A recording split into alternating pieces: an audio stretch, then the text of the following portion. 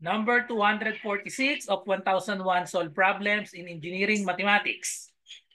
Under favorable condition, a single cell bacteria divided into two about every 20 minutes. If the same rate of division is maintained for 10 hours, how many organisms is produced from a single cell? So ito yung mga choices natin. 1,073,741, 1,730,741, 1,073,741,823, and 1,037,417. Okay, so try nyo po munang sagutan bago pa nawa din ang aking solution. Okay, so let's start. Okay, so ano bang formula ang gagamitin natin sa problem na ito? So i-analyze natin mabuti. So malinaw, ito ay tungkol sa geometric progression, pero ano ba ang gagamitin natin dito? Yung sum ba or yung nth term lang ng geometric progression? Okay, so analyze natin mabuti. So under favorable condition, a single cell. Yun, so ito yung a single cell. So ibig sabihin, magsisimula tayo sa A sub 1 ay equal sa 1 kasi single. A single cell. Okay? Bacteria divided into 2. So divided into 2. So ito yung 2, ito yung common ratio natin, ito yung magiging R natin. Nahati sa dalawa palagi. Okay? So about every 20 minutes. Okay? So every 20 minutes nahati sa dalawa. So yung isa, after 20 minutes, magiging dalawa na siya. So if the same rate of division is maintained for 10 hours, how many organisms is produced from a single cell? So tinahanap natin dito, how many organisms? So ibig sabihin, i-add natin lahat yon kasi na-divide nga siya from a single cell, padami ng padami.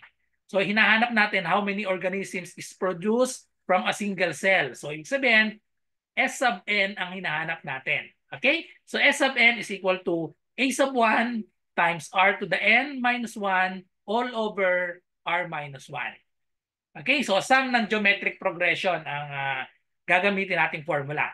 So meron tayong given, A sub 1 is 1, R is 2. So every 20 minutes daw, nahati siya sa dalawa, tapos meron tayong given na 10 hours. So yung n natin, ang n natin dito ay 10 hours. Pero yung given natin dito 20 minutes. So ilang 20 minutes? So ang tanong, ilang 20 minutes meron sa 10 hours. Okay? So sa 1 hour ay merong ilang 20 minutes ang meron sa 1 hour. So merong 3. So therefore, ang n natin ay 3 times 10 hours. Kaya 3 times 10, ang n natin ay 30. Okay? So yan ay mga kailangan natin. A sub 1 is 1, R is 2, and then N is 30. So i-substitute na lang natin dito.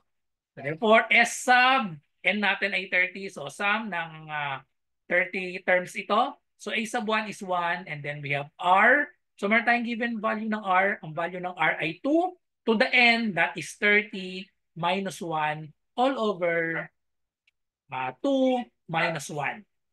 Okay, so therefore, we have, so dito na lang natin ilagay.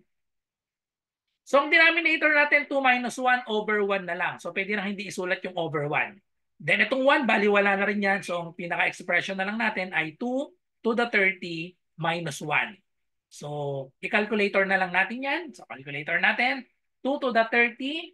Yan, so 2 to the 30th power minus 1. So i-calculate natin 2 raised to 30th power, press natin itong equal sign, and then subtract 1. So minus 1. So therefore, the correct answer is letter C, 1,073,741,823. Okay? The correct answer is letter C. Okay, so that's all. So thank you for watching.